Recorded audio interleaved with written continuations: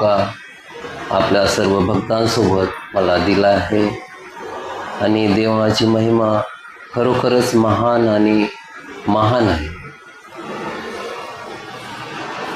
मी असं विचार नाही केलं होतं का मी आज प्रचार करेन, पण देवाचा धन्यवाद, आज मला मौका मिळाला. आणि माझी पार्श्वभूमी, माझ्या परिवारामध्ये माझे आई वडील वगैरे काही असे वक्ते नव्हते किंवा जास्त शिकलेलेही नव्हते, पण देवाने मला ह्या वेळपर्यंत अशा मोक्यापर्यंत आणला आणि माझ्यासमोर माझी पिढी आशीर्वादित होत आहे. मी देवाला धन्यवाद देतो. आज आपण देवाच्या वचनातून शिकूया. आपल्याकडे मराठी बायबल आहे, तर कृपया 1 कुरिन्थी 15वा अध्याय 1 ते 4 हे वचन वाचा. 1 कुरिन्थी 15वा अध्याय 1 ते 4.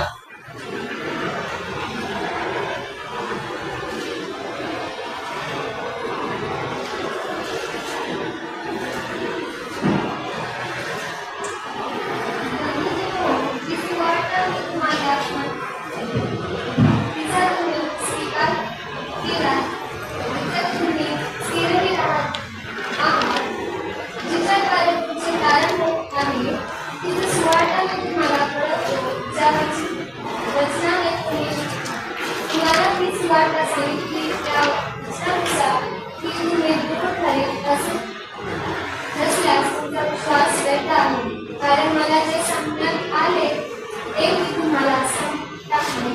त्यापैकी मुख्य हे की शास्त्राप्रमाणे आमच्या बापाबद्दल मरण पावला, तो पुढा गेला. शास्त्राप्रमाणे त्याला पुन्हा उठले आले आणि तो केफाला मग 12 जणांना दिसला. हा शास्त्र भाग आहे. पौलुसाने कुरिन्थीच्या लोकांना लिहिलेलं पत्र आहे आणि त्यामध्ये पौलुसला सुसमाचार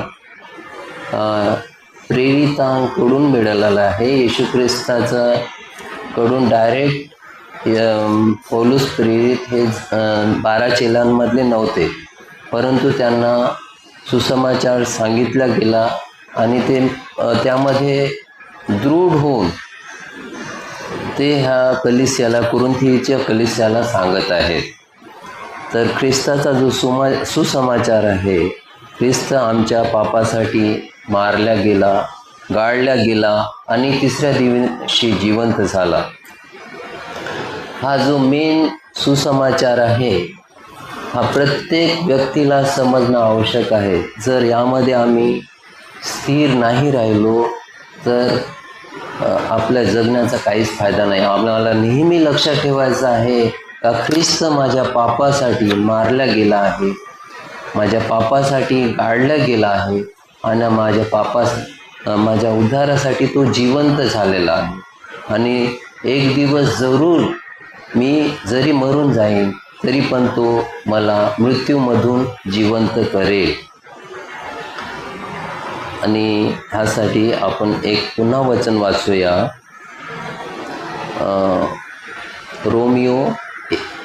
पहिला अध्याय, रोमकरास पत्र 1 अध्याय आणि 16वा वचन.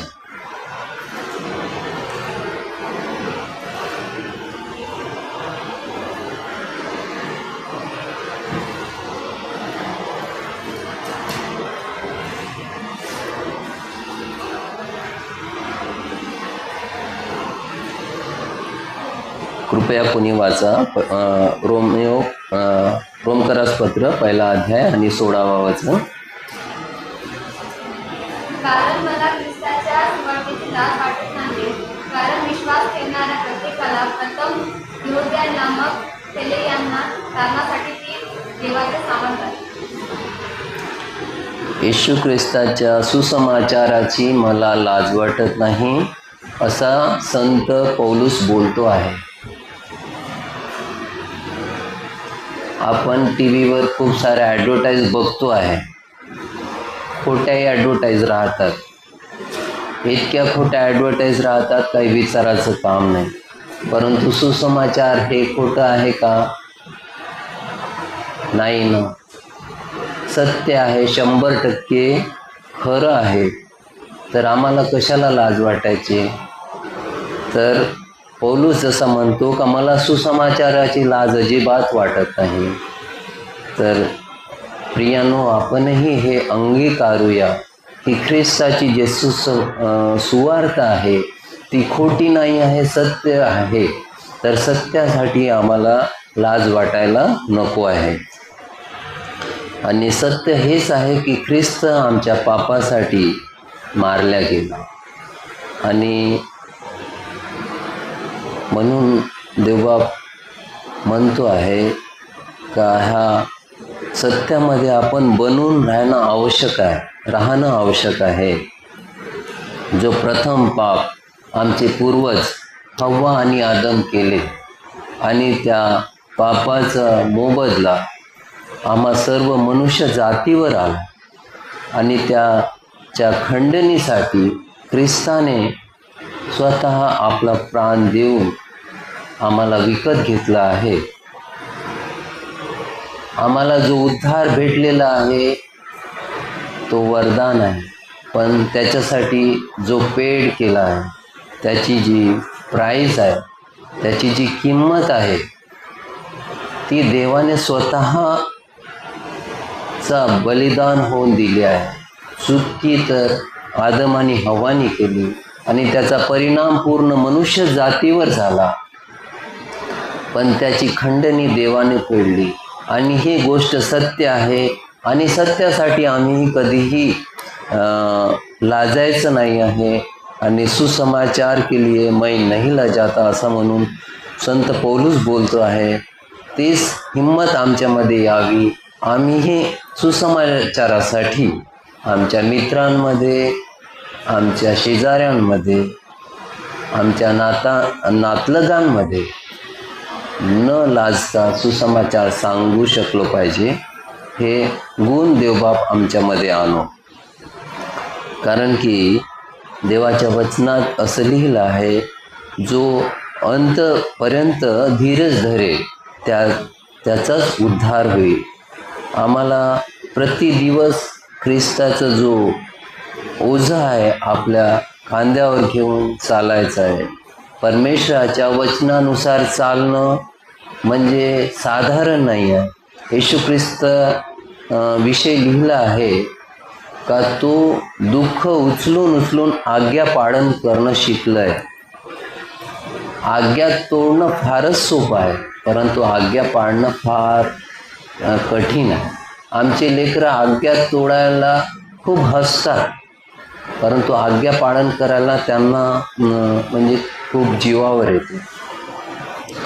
पण येशू ख्रिस्ताने स्वतः आईवडिलांच्या आज्ञेत राहून दुःख सहन करून आज्ञा पाळायला शिकला आणि आमच्यासाठी आदर्श बनला.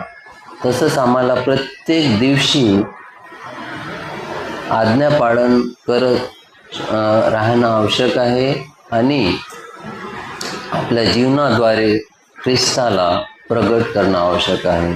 आपण देवाचे वचन कितीही आपल्या मित्रांना, शेजाऱ्यांना किंवा रिश्तेदारांना जरी सांगलो, पण आपल्या वर्तणुकीद्वारे ख्रिस्ताला प्रगट केलं नाही तर आपला सुसमाचार सांगणं व्यर्थ राहील.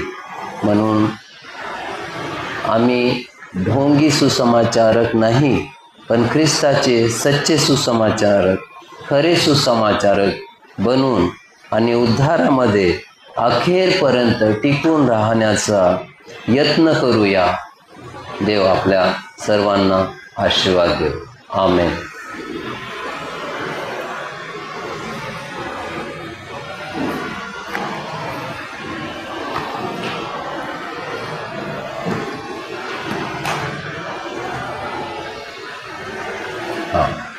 अखेर प्रार्थना करूया. देव बाप्पा, आम्ही या सुंदरशा भेटीबद्दल आम्ही तुला धन्यवाद देतो राजा. जितकेही भाऊ बहिणी आम्ही सर्व एकत्र आलो देवा. आम्हा सर्वांवर तू आपली दया करुणा ठेव आणि साठी तू जो महान उद्धाराचं कार्य केलं आहे परमेश्वरा, आम्ही न लाजता प्रभू हिमतीने प्रभूची हो तुझा सुसमाचार सांगण्यासाठी प्रभू हो प्रभूजी आणि पवित्र जीवन जगण्यासाठी आम्हाला तू तयार कर प्रभू. हर प्रकारचे पाप जे आमच्या शरीरामध्ये विचारामध्ये कृतीमध्ये आहे बाप्पा, ते दूर करण्यास प्रतिदिवस आम्हाला तयार कर प्रभू. तुला धन्यवाद देतो.